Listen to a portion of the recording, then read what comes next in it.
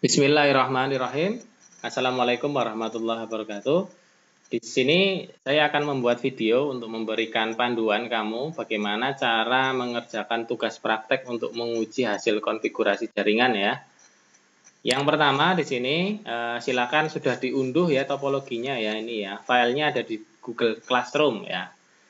Nah, setelah itu yang akan kita coba di sini ya, ada perintah ping, traceroute, icmp, arp, ipconfig, show ip interface brief, dan satu lagi itu perintah nslookup ya. Oke, untuk memeriksa domain server. Oke, yang pertama kita jalankan dulu arp ini dulu ya. Nah, jadi ini nggak urut ya, mohon maaf ya. Nah, yang pertama kita jalankan di sini ya. Nah, oke, ke desktop, setelah itu ke command prompt ya. Nah, setelah itu kita ini ya, kita masukkan di sini perintah arp-a. Nah, oke. Nah, arp-a itu fungsinya buat apa sih? Nah, kan masih bingung ya. Nah, supaya nggak bingung ya di sini ya, kita sambil praktek ya. Oh, ini kosong, Pak. Nah, kita coba ping ya. Ini ngeping ke jadi komputer PC 0 ngeping ke server ya. Ping 192.0.1.3. Ya, enter ya. Ini connect ya. Repli connect. Oke, terus kita ketik lagi ya arp-min a. Ini ya. Enter. Oke, ternyata keisi ya. Nah, setelah ada komunikasi dari PC 0 ke server, ternyata tabel ARP-nya tampil. Jadi ARP itu fungsinya untuk merekam percakapan jaringan ya, itu ya. Jadi percakapan jaringan itu direkam. Siapa yang melakukan percakapan? Yaitu PC 0. Tujuan percakapannya ke siapa? Ke server dengan IP 192.0.1.3. Nah, jadi semua aktivitas percakapan yang dilakukan oleh PC 0 itu ditampilkan di tabel ARP. Jadi PC 0 sudah melakukan percakapan dengan IP 192.0.1.3 oleh server. Nah, kalau percakapan itu tidak ada, berarti nanti PC 0 menganggap belum kenal dengan server ya. Orang kalau tidak kenal tanyanya bisa dengan beberapa orang ya. Misal saya belum kenal rumahnya Mas Iksan itu di mana ya. Saya tanya satu-satu anak sekelas, kamu tahu nggak rumahnya Mas Iksan di mana? Itu kan. Sepanjang saya belum dapat jawaban, otomatis saya harus bertanya terus ya. Nah, kalau sudah dapat, otomatis saya nggak perlu tanya lagi. Nah, jadi fungsi ARP itu untuk merekam jejak percakapan.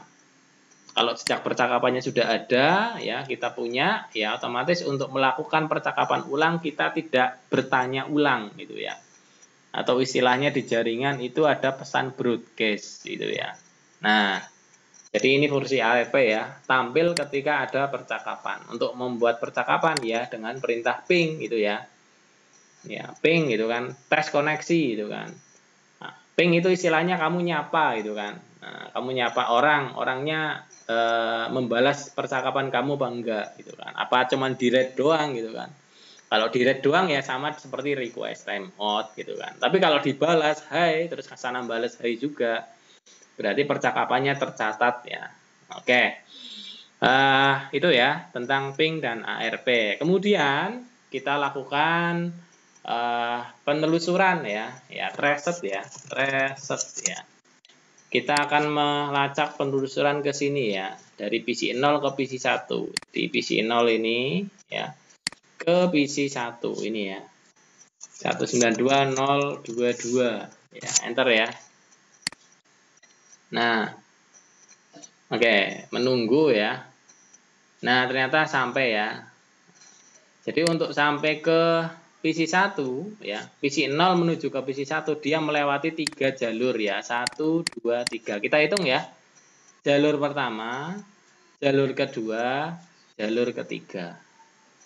Nah, jadi kita bisa pakai tool ya traceroute ya. Oh, ada 3 jalur Pak yang dilewati gitu kan. Istilahnya ada 3 jembatan yang kita lewati gitu ya. Nah, kalau di jaringan pun sama ya, di internet pun sama ya. Kita bisa melakukan perintah traceroute ya. Terus berikutnya Kalau sudah kita lakukan reset, kita coba cek lagi ya tabel ARP-nya ya. Muncul lagi nggak? Muncul lagi. Dari ALP itu untuk merekam percakapan ya. Jadi kalau kamu kepenginnya ada percakapan ya harus lihat tabel ARP-nya. Ya, saya kepengen tahu ini pacar saya ngobrol dengan laki-laki mana saja ya. Nah, itu. Cek tabel ARP-nya, begitu ya. Terus kemudian sudah ping, sudah traset, sudah ARP, terus kemudian ada IP config ya. IP config itu untuk ngecek komputer PC 0 itu IP konfigurasi jaringannya bagaimana. Nah, berarti komputer PC 0 ada konfigurasi IP itu sendiri dan ada konfigurasi subnet mask dan default gateway. Nah, kemarin saya sudah sempat bahas ya. Default gateway fungsinya itu untuk menghubungkan komputer berada di luar jaringan. Jadi kalau ada default gateway berarti PC 0 bisa menghubungi jaringan lain ya. Ini kan jaringan lain ya yang tidak ada di sini ya. Nah, kalau tidak ada default gateway otomatis PC 0 nggak bisa keluar komunikasi ya. Istilahnya gateway itu seperti kamu punya gembok ya, punya kunci rumah gitu kan. Kalau kamu nggak punya kunci rumah, terus rumahnya dikunci sama orang tuanya kamu, ya kamu hanya bisa komunikasi dengan orang-orang yang ada di rumah itu ya. Nggak bisa keluar rumah, nggak bisa nemuin teman kamu, nggak bisa ngobrol dengan teman kamu gitu kan.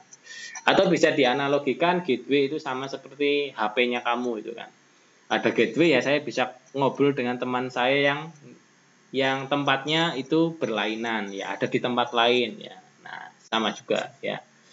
Nah, terus setelah IP config ya, ini IP config, selanjutnya yaitu perintah show IP interface brief ya. Jadi di sini ada perintah show IP interface brief, kita bisa praktekkan di router ya.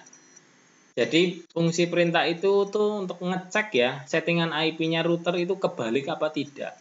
Nah, jadi kalau settingan IP-nya itu sampai kebalik ya repot ya. Ya kan itu harus diperbaiki ya. Ya sama seperti kamu ini ya, yang khususnya yang laki-laki ya. Hari Jumat terus pakai sarung ya, sarungnya kebalik, yang harusnya di bawah malah dipakai di atas, atau yang harusnya di atas malah dipakai di bawah gitu ya. Nah, perintahnya kita ketik gini ya, show IP interface brief gini ya perintahnya ya. Ini show IP interface brief. Ya. Terus enter ya. Nah, di sini kita tahu ini routernya. Ini contoh ya 00. Ya, 00 berarti yang ini ya. IP-nya 192.0.0.1. Nah, ini bener kan? Nah, terus yang 01. 01 berarti ini bawah ya. 192.0.1.1. Nah, ini berarti sesuai ya. Antara konfigurasi dengan desain rancangan yang ada di gambar itu sesuai. Terus di sini keterangannya statusnya up, berarti sudah nyala semua ya. Kalau statusnya down itu berarti mati ya. Di sini kita juga bisa membaca ada dua interface fisik yaitu FA00, FA01 dan satu interface virtual. Di sini ya, namanya VLAN 1. Tapi statusnya mati. Di sini ada keterangannya administratively down ya. Nah, jadi ini pun bisa kita nyalain ya. Nah, tapi di pertemuan kali ini pembahasannya hanya nguji jaringan ya, yang sederhana dulu lah. Nanti dari tutorial yang sederhana ini semoga bisa membantu kamu ya. Silakan bisa dipraktekkan di versi desktop maupun di versi HP ya. Kemarin yang versi HP pun sudah ada ya rekamannya ya, silakan dikerjakan. Demikian tutorial kali ini, silakan bisa diulang-ulang videonya ya, diperlambat ya, silakan. Saya akhiri, bila taufiq wal hidayah. Assalamualaikum warahmatullahi wabarakatuh.